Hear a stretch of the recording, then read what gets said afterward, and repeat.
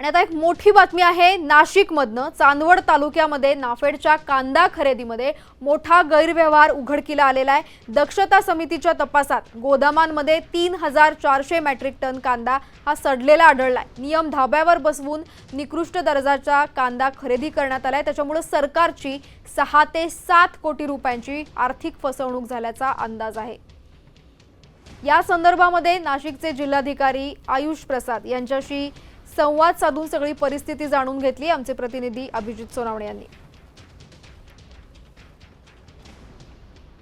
खरेदी केंद्रामध्ये काही निकृष्ट दर्जाचा माल आलाय असं तक्रार त्यांच्याकडून प्राप्त झाली।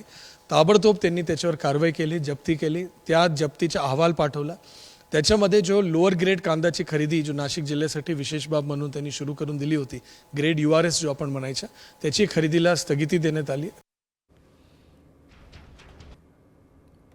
तर कांदा खरेदीमध्ये नेमका काय घोटाळा झालाय बघा। 3400 मेट्रिक टन कांदा सडल्याचं दक्षता समितीच्या अहवालामध्ये स्पष्ट झालेलं आहे।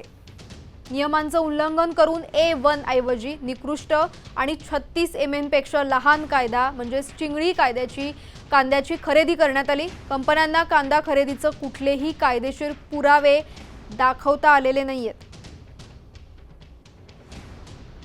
तसंच गैरव्यवहारातून सरकारची तब्बल 6 ते 7 कोटींची आर्थिक फसवणूक झाल्याचं सुद्धा या समितीच्या अहवालातून समोर येते।